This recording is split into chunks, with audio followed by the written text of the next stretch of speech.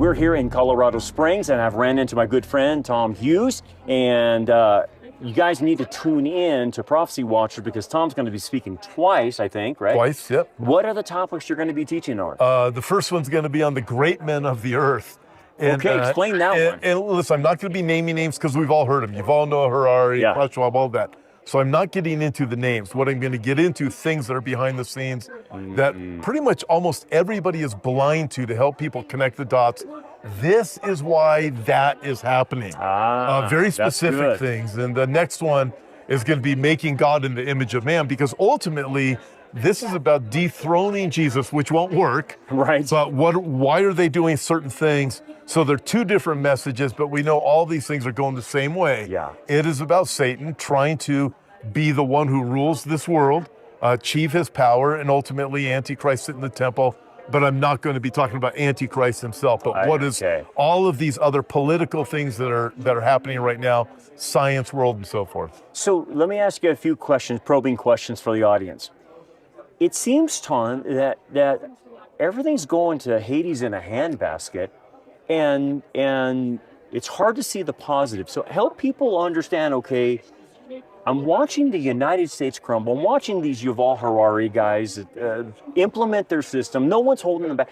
What's theologically going on? It is, I'll put it this way. In Matthew chapter 12, we have where Jesus gives the illustration to the religious leaders. After Jesus casts out demons, they say, well, you cast them out by Beelzebub. Jesus said, well, that's absurd.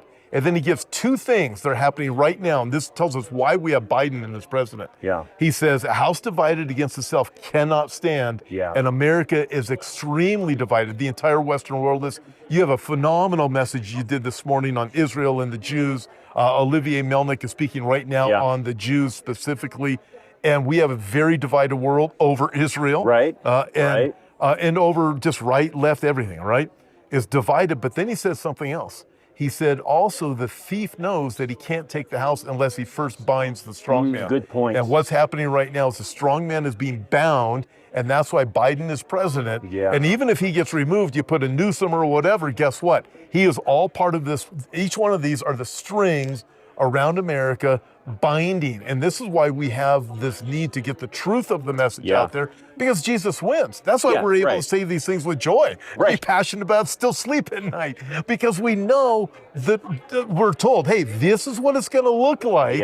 And we are watching these things happen right now to us. We get to experience it, but these are amazing days that we live in. I agree. So it's kind of like it's got to get worse before it gets better.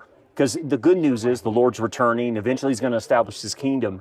Okay, so let's talk a little bit about how it gets worse before it gets better.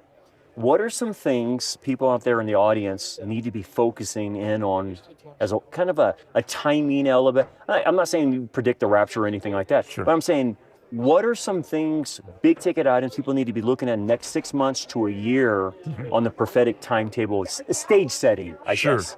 Sure. So I would say, as far as this goes, I would say it's going to get worse before it gets better. It's not getting better until the end when Jesus comes back. So we're in a situation right now where it's going to get worse before it gets worse.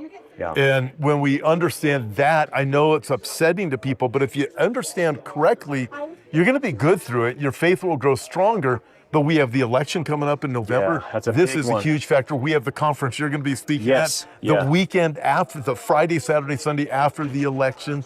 By the way, it's called the End of the World Conference, because we're looking at it going, it's going to be something else.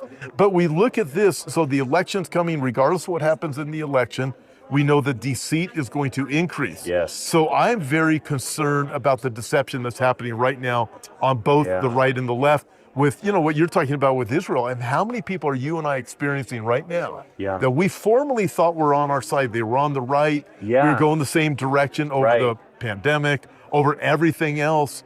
And then all of a sudden we come to Israel and we find out, wait a minute, these people hate the Jews. These people hate Israel.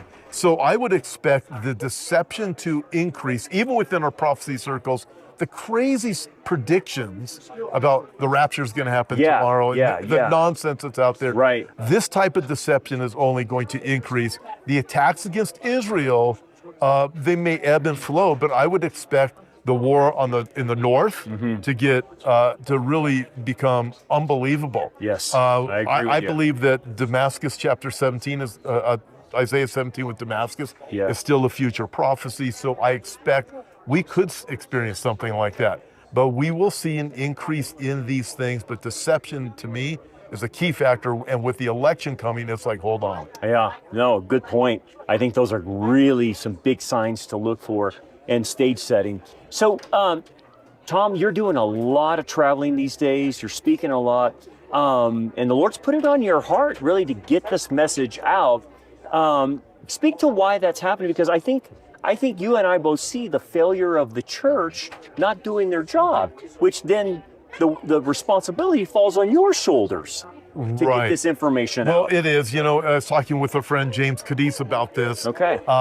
And I think you and I have talked about the same dynamic that God has given us. He's given us the ability.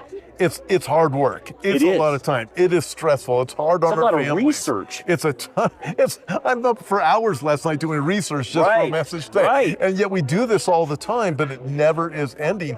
But God has given us this opportunity. We can see the finish line, and we're going to run as hard as we can. So we recognize, okay, we're going to lead people, because other pastors aren't doing their job. Yeah. Some pastors are just timid or afraid, and they get a hold of guys like us. Yeah. Hey, can you help us? But the majority of them, they mock us, they scoff us. But we look around here, all the people, this is the remnant. Yeah, And it really we're going to do it for them, and our reward is in heaven. Yeah. And Brandon, I liken it to a race. Paul the Apostle likened our life to a race also, running the race. Yeah. The Olympics are coming right now. Yeah. And when you see a long distance run, the runners are just kind of trucking along.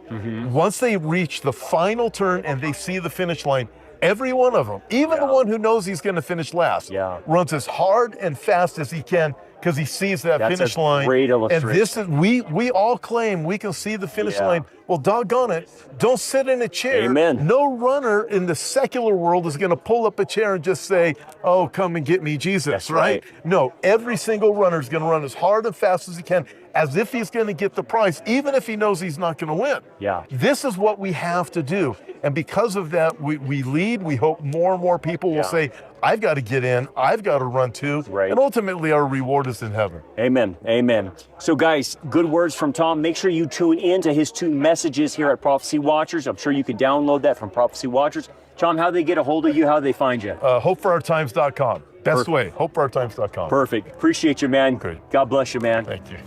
Take care, guys. We'll see you.